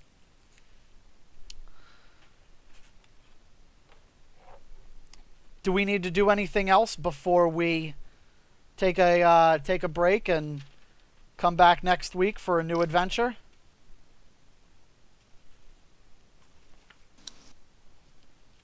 I think So that's how many people do we have playing on the next game? So what's going to happen is we're going to take at least a 1 week break from the mainline quests. We're going to do a one-shot that I want to do. And this is going to be a single, what do you call it? Just a single session campaign, start to finish. And new characters and everything. Don't worry, I'll give you all your stuff. And this next one is just for fun. I'll fill in what I can, but it'll be pretty simple. And then in 2 weeks, we'll come back for the next campaign. That'll be on the 21st of April. And we'll see who wants to join us then. We may have some new recruits, we may not. So we're starting with new characters? No, you'll be able to continue the characters that you have if you would like to. You can roll up new ones if you want to do that. Or we can, anything in between. If you want to change some things about your character that you maybe like or don't like, we're going to the town of Tribor. You will have a short opportunity to change gear or whatever. I can't guarantee that there's going to be a craftsman that's going to know what to do with a dragon hide, but it's possible. So, like, if I wanted to change up spells, is that possible? Yeah, we can talk about that, and we can change out your spell book. Because I want to give you guys at least a week once you get your player's handbooks, so that you can look through everything. And again, if there's anything that you're not satisfied about with your character, we'll play around with it. If the party wants a dedicated healer or something like that, because you guys are relying on Jimmer's 4 healing words to keep you up, and it's you're getting beat up a little bit, is what I'm trying to say. And what edition handbook do I need? 5th. I will give you a link to it.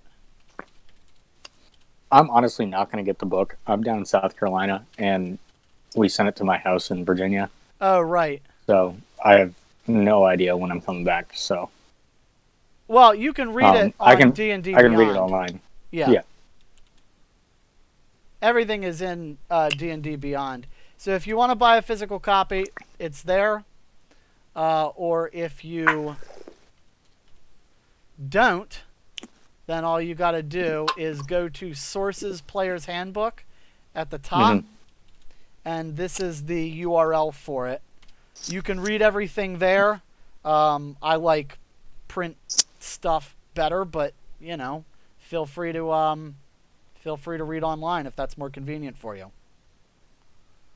Yeah, at the time it is, but I look forward to getting the book. What if I print the entire handbook from online? I don't know, man. It seems like kind of a bit of waste of paper to me, but you do what you got to do. It'd be a lot cheaper to buy the book. I don't know. It's up to you. You don't have to buy anything. I just had an opportunity to get some cheap-ish.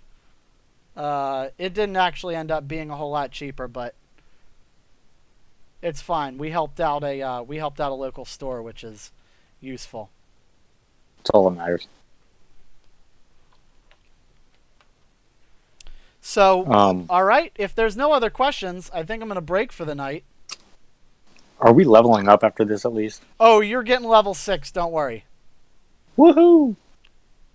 I'm thinking I might start a new character that's a wizard. Okay. Wouldn't be a bad idea. Handbook for a little bit. Yeah, if you're not And- happy with Sir Dick, don't get me wrong, he's a fun character, but we might not necessarily need 3 barbarians. I think Rex is locked in though. His character is kind of the setup, at least for the first part of the campaign. Chapter he's 1, kinda if you badass. will. He's got a cool backstory at this point. Yeah.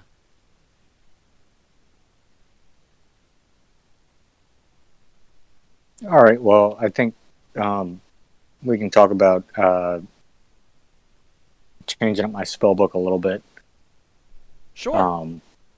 And then I guess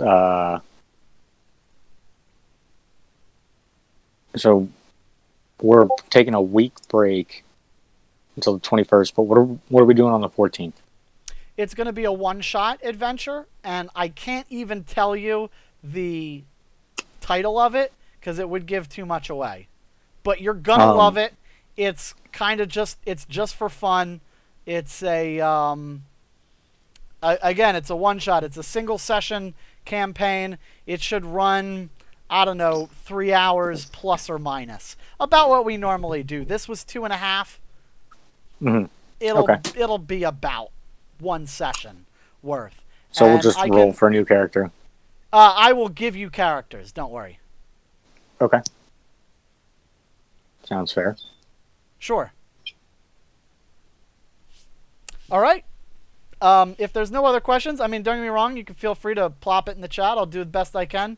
If anybody wants to message me privately with some question about, like, hey, what does this rule do? Or what does that feature act like? You know, feel free. But I'm sure you guys can read and figure it out. You guys know more than enough to play very competently at this point. So that was the intro campaign, and that's not even necessarily recommended as the best one. If you do poke around, a lot of people are like, no, man, the Lost Mine of Phandelver is the best intro campaign. And it might be. I don't know. I haven't run it. But that's the Dragon of Icespire Peak concluded. Cool, thanks guys. It was a lot of fun. Yeah, man. Enjoyed it.